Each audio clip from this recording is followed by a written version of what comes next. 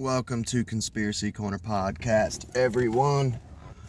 This is Abe, your host, and this is Lemmy Chillmeister, your co-host. How is everybody doing? Hopefully good. Not last episode, but the episode before, we were talking about Kim Clement, Mike Warnicki, I don't think we got into Trey Smith.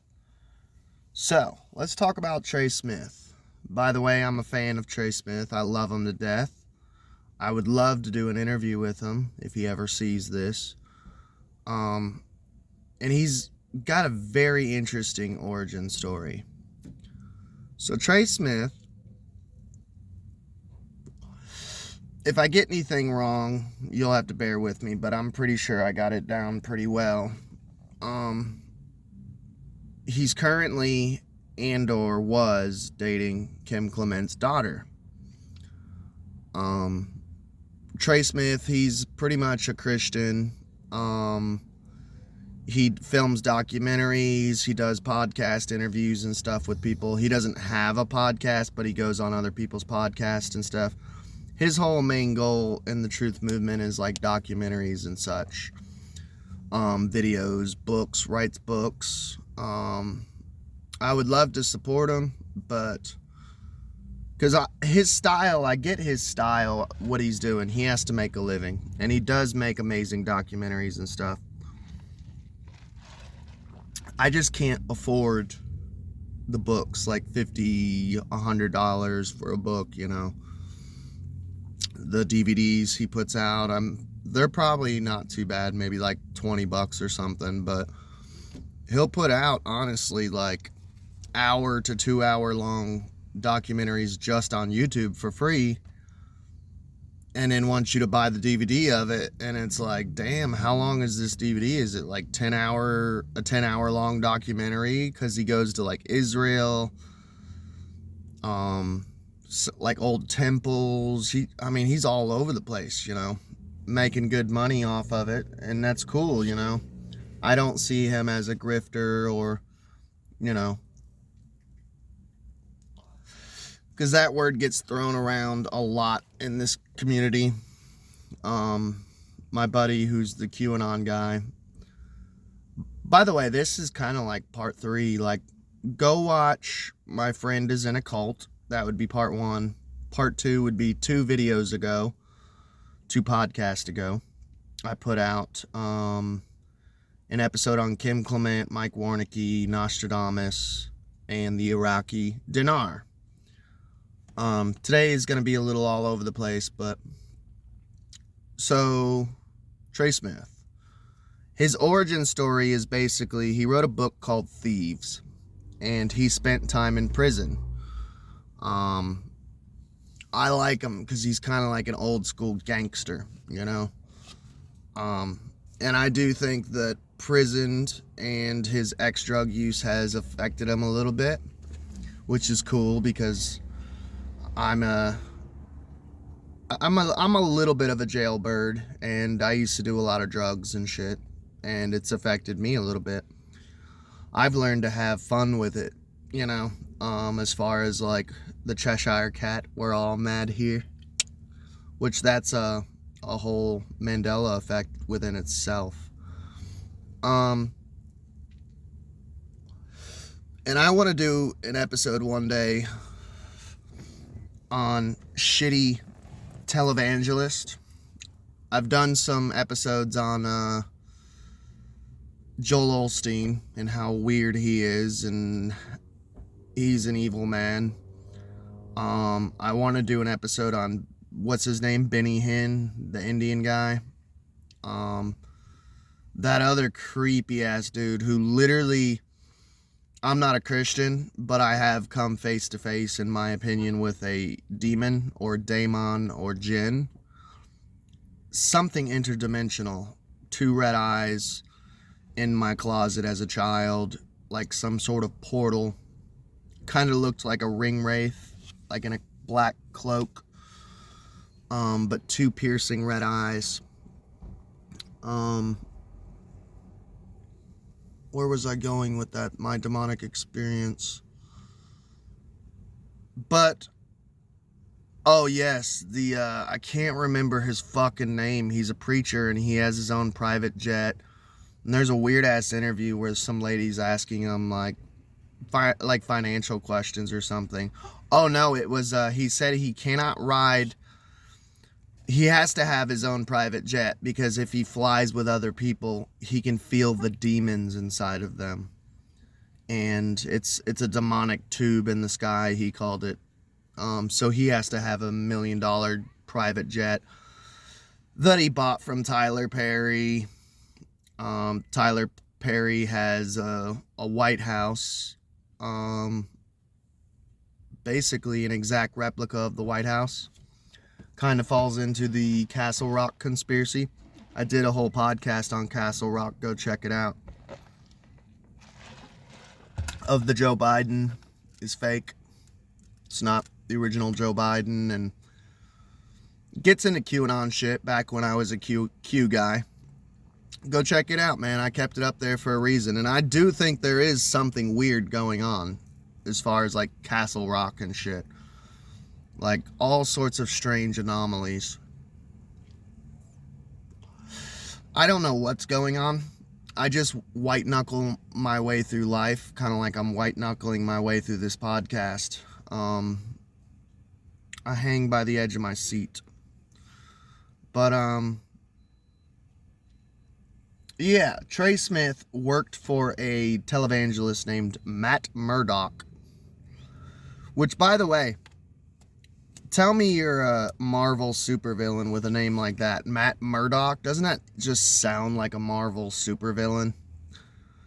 I don't know. I grew up as a comic nerd, and it just sounds to me like a Marvel supervillain. Like, I am Matt Murdock. You know, Doctor Doom. In my sweat lodge. It's a little warm today here in Kentucky.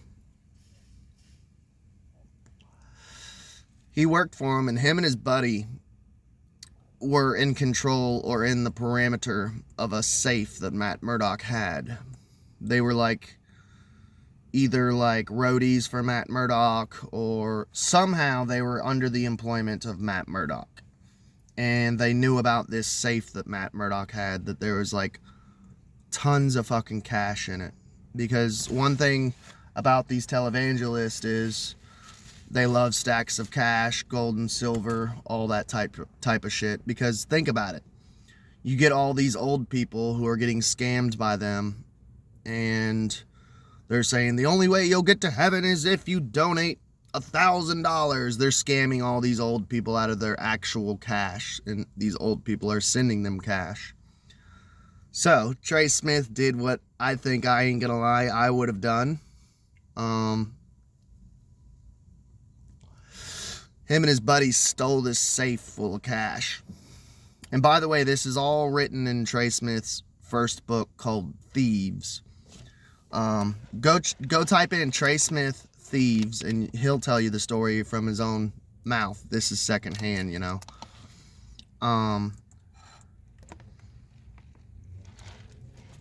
So they stole the safe, him and his buddy.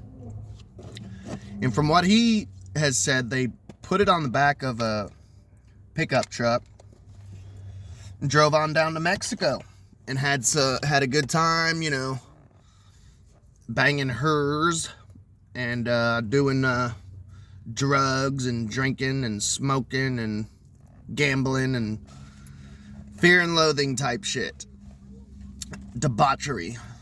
And then he got caught, did some time in prison. I can't remember how many years, but he spent some years in prison for it. And he wrote all about it. So needless to say, I love Trey Smith. He's a Robin Hood, a hero, you know, anti-hero. But yeah, he at least dated Kim Clement's daughter. So yeah, sadly my phone is a little wonky. The screen, I have a screen protector on it because I drop my phone and break them. I have a basic phone that's like maybe like $150, and then a screen protector which I got from an Indian lady in the mall. Don't ever do that because these screen protectors suck. I was trying to be a good boy. I put a case around it, a screen protector that was kind of cheap, but I thought it would be good.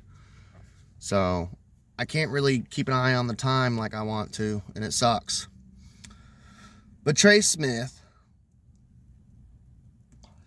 one of the documentaries, he went to Noah's Ark in Kentucky, which the whole time he keeps saying, yeah, we're in Tennessee. This is Tennessee.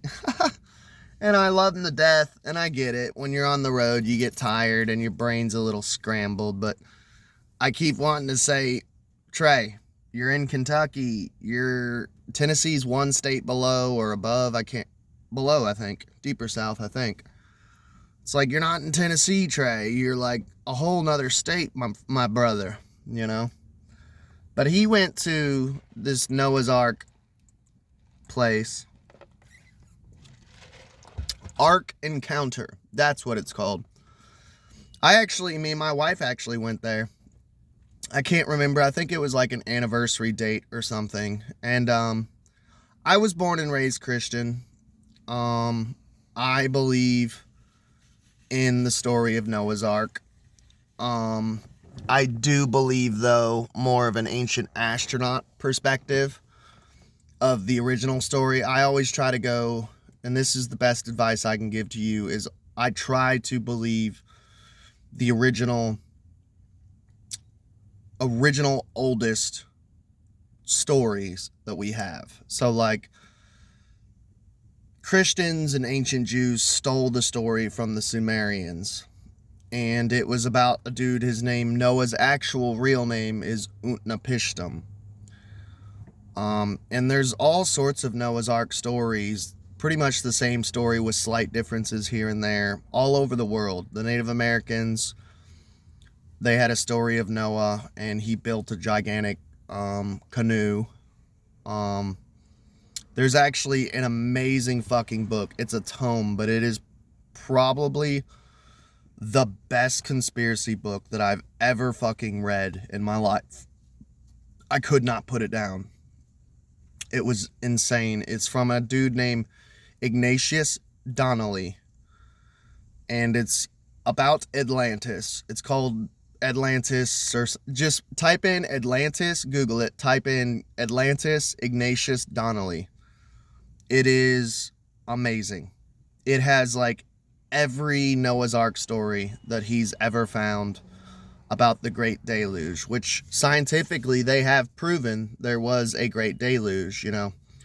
That's when you would get into work of like Graham Hancock and his buddy that was on Joe Rogan. They're regulars on there. Amazing work. I can't remember the guy's name. Big old boy, beard and long hair. But Hancock gets into it too. He believes in Atlantis. I believe in Atlantis. But this book by Ignatius Donnelly, which, by the way, he's a Freemason, doesn't mean he's good or evil. It just is what it is, because I noticed as soon as I read it, he had mentioned there's little catchphrases that these Freemasons use and secret society members to see if anyone else is a member, and he had said, he brought up 1,000 points of light. Now, that gets into, like, George Bush used to say that, 1,000 points of light. A lot of people think that maybe that's a reference to, like, stars, fallen angels. There's a weird castle that was run by witches near the Black Forest. And I think it was a secret coven called Mothers of Darkness, I think. That's a whole nother rabbit hole, and it's creepy and scary. But Ignatius Donnelly, I think, is a good guy. And whether he's a good guy or a bad guy, that's all up to you. I don't fucking care. This book is amazing. It is one of the greatest books I've ever read. But yeah, the story of Utnapishtim is basically the exact same with Noah's Ark. Except it's not the ark shape. the boat that Utnapishtim was on was square shaped instead of a boat. It was like a square floating vessel, you know.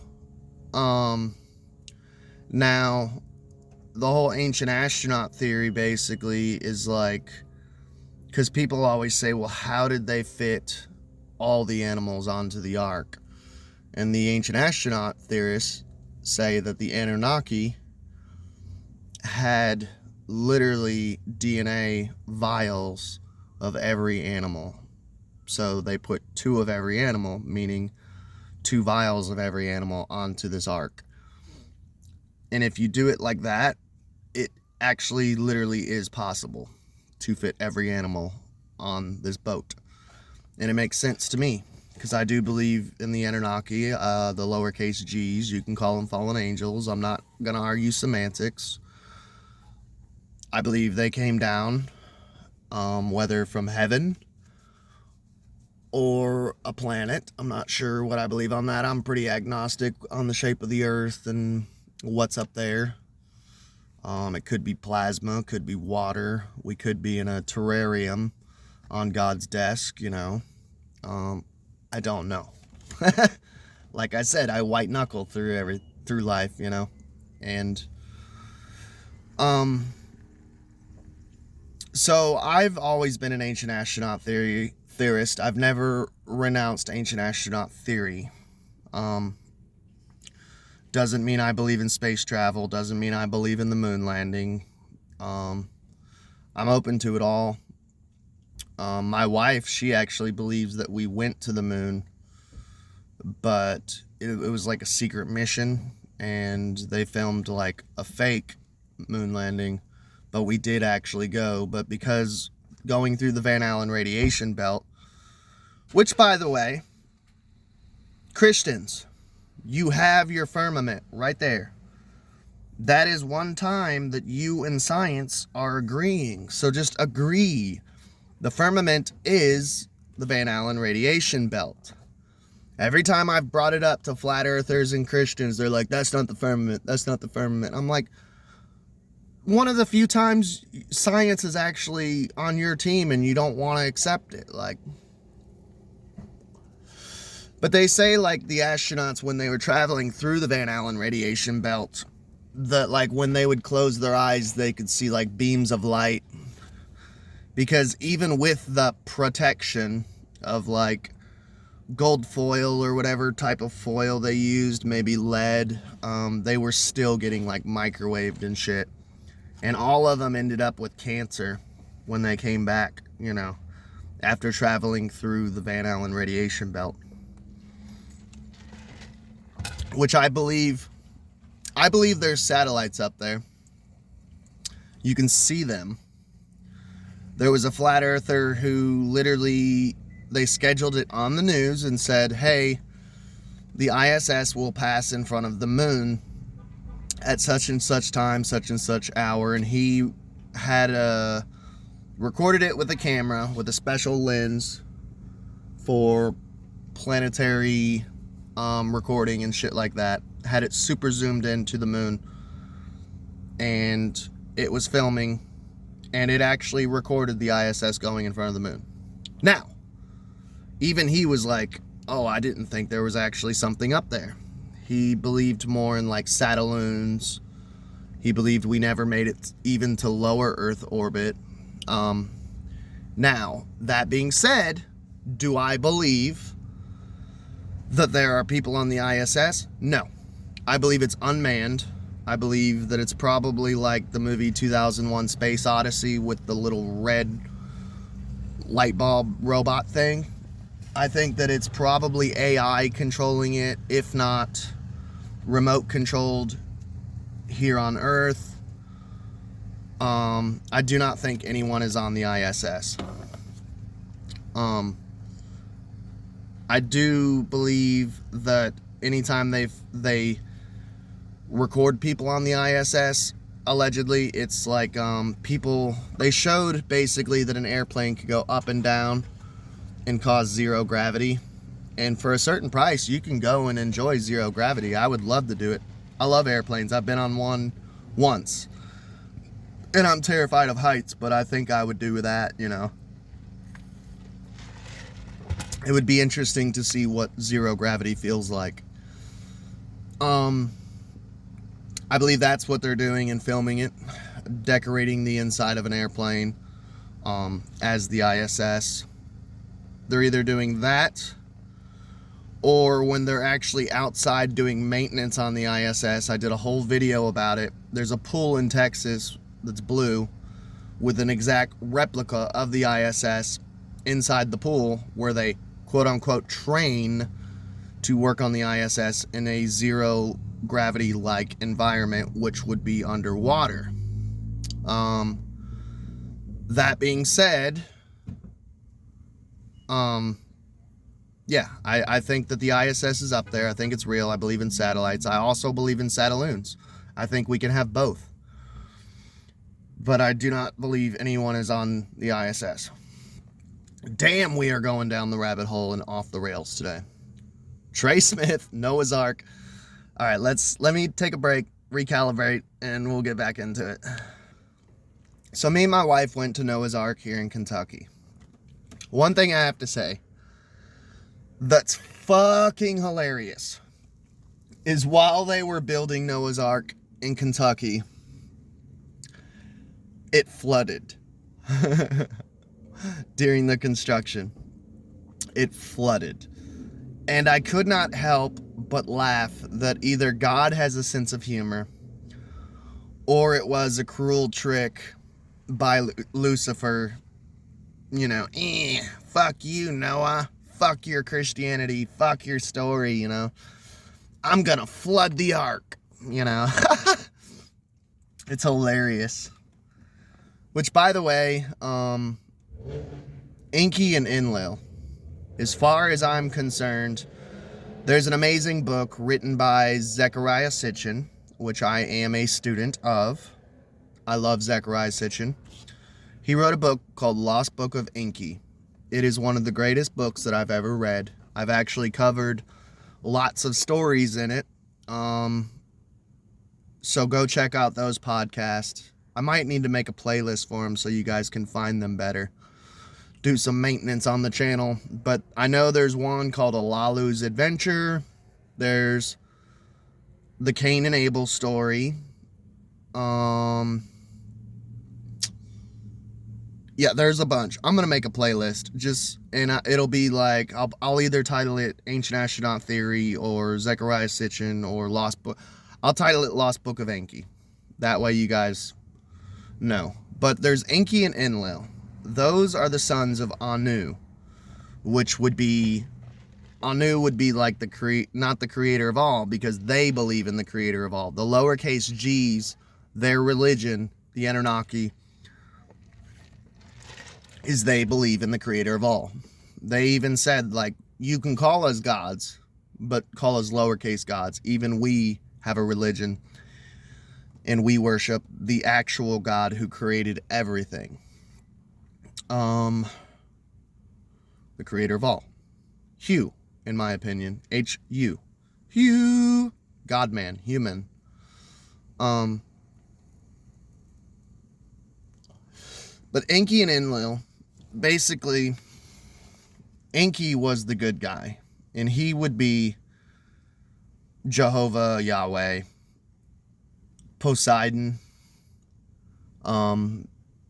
Dagon, Neptune.